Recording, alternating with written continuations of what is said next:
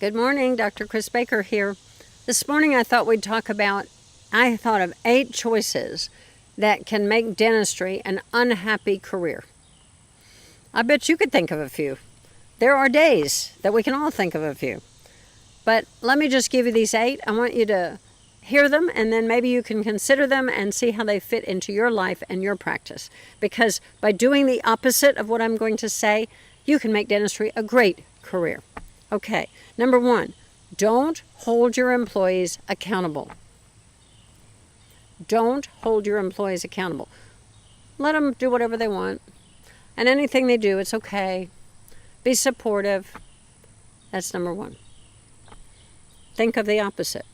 Creating systems for them that they need to follow, that you expect them to follow, and that they do follow. Okay, number 2, never look at the books. Oh my gosh. That's really, really, really scary because as a dentist, you are a business owner. Even if you're a partner, even if you're an associate, you are running your part of the business. Never look at the books. Don't worry about it. See what comes in and then you'll pay yourself or you'll get paid. Think about it. Look at the books. Constantly look at the books and think about them. Number 3, think that the patient or parent is always right about everything. You know, we always hear the saying, the customer's always right. Well, guess what? They're not always right.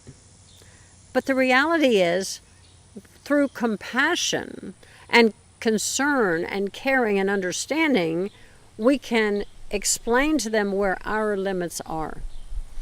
If you feel that you cannot make someone happy, then guess what? They're not right for your practice, and you're not right for them.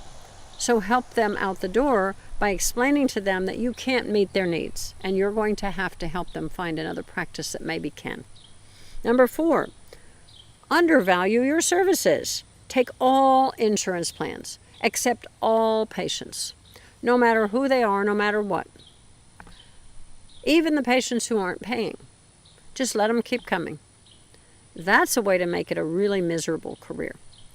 On the flip side, the gold standard, the platinum standard, shall we say, is accept no insurances, but rather let them submit for their own reimbursement. And more, doctor, you need to think about that. That fast train is coming down the tracks. These corporates, these insurance companies are thinking of more and more ways to keep more and more of your money. So undervaluing your services by taking insurance in every situation, and guess what? By not charging private pay patients enough money because they're private pay, be sure you charge for you. You are valuable. You are doing valuable care for them. You are providing valuable services. Value your services. Number 5, be someone else's missionary. Rely on Medicaid and insurance companies and corporates for your income. They're happy for you to be their missionary. They'll collect the money. They'll give you a little piece. After all, you're doing a little bit of missionary work for them. Think about it. Be your own missionary. You choose when and if you're going to care for someone without fee or with a very discounted fee. Be your own missionary. Take good care of people without taking care of corporates and insurance companies and Medicaid and government entities. 6, give yourself little or no time for your family, your staff, your personal life. Allow your family and personal life to supersede everything else. But in order to do that, be sure your staff has your time too.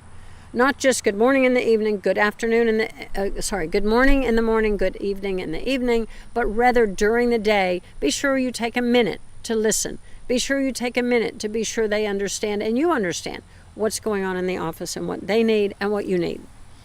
Number 7, this is a biggie. For us dentists, this is a huge one. Be afraid of what people think of you. Be afraid of what your staff think of you, what your patients think of you. Act out of fear. Lose your courage. That's a good way to make it a miserable career. You know what? What they think of you is none of your business. What people think of you is none of your business. You decide what you're about, what you're going to do, how you're going to run your business, how you're going to treat patients, and act always out of love and compassion for everyone, but not out of fear because they might not like you. Have courage. And number 8, this is kind of a bonus one. Run high balances on the credit cards. Get rid of those balances as soon as you can. It's kind of like insurance companies. Pick the insurance company that's giving you the least income and think about dropping it. Pick the insurance company that has the most patients on the most limited income and think about dropping it. Pick the credit card balances that are the highest interest and pay them off. Those are some of the things that you can do to make your practice either a miserable experience or a fantastic experience. So gives you some food for thought today. Good day.